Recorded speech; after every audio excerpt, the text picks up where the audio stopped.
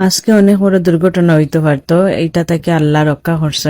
আমরা সিএনজি দিয়ে আফার বাড়ি যাইরাম, আর অর্ধেক ফটো যাওয়ার পরেও সিএনজি সামনের চাকা নষ্ট হয়ে গেল। বাতে যা বুঝতে পারলা যে সামনের চাকা নষ্ট হয়ে গেছে, তাই গাড়িটা থামাই দিলা। আর এখানেও আমরা সিএনজি থেকে নামে গেলাম। আর ভাগ্যক্রমে যেন নষ্ট হয়েছে তার সামনে একটা গ্যারেজ আছিল সিএনজি ঠিক করার। তখন সিএনজি থেকে নামার পরে গ্যারেজ থেকে কিতা যন্ত্রপাতি আনলা, এগুলা তো আর আমি কইতাম পারি না কিতা যন্ত্রপাতি। আফার বাড়ি যাইতে এমনিতেই আমরা লেট হয়ে যার কারণে আপনার ভাইয়া ভাবলা যে যত দ্রুত কাজটা শেষ হয়ে যাইব, ঠিক হয়ে যাইব গাড়িটা, তত আমরা সকাল সকাল যাইতাম পারবো আফার বাড়ি। যার কারণে তাই ইকানো হেল্প করাত লাগি গেলা বাতিজার লগে। তো ইকানো বাতিজার আপনার ভাইয়া দুইজনে মিলিয়া ইকানোর মাঝে চাকাটা ফাল্টাইয়া আবার নতুন চাকা একটা আছিল সাথে নতুন আর একটা বালা চাকা লাগাই লইলা। আর আমি ইকানো সাইটে ভাইয়া অপেক্ষা করলাম দাঁড়াইয়া যে কোন সময় ঠিক হইতো আর আমরা তাড়াতাড়ি আফার বাড়ি যাইতাম গিয়া। আপনার ভাইয়া খুব মনোযোগ সহকারে কাজ কররা, চাকাটা লাগানিতে হেল্প কররা। তো যাই হোক চাকাটা ঠিকঠাক করে বালাটিকানে আবার সুন্দর করে লাগাই লইলা। চাকা পাল্টানি বাতি যায় নিজেই পারেন, কারণ তাই নেতা বিষয়ে একটু এক্সপার্ট আছেন, যার কারণে আর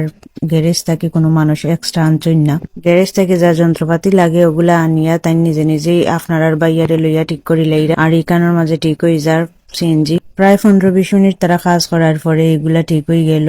আর আমরা ইকানো ঠিক হওয়ার পরে আবার রওনা দিলাম আফার বাড়ি।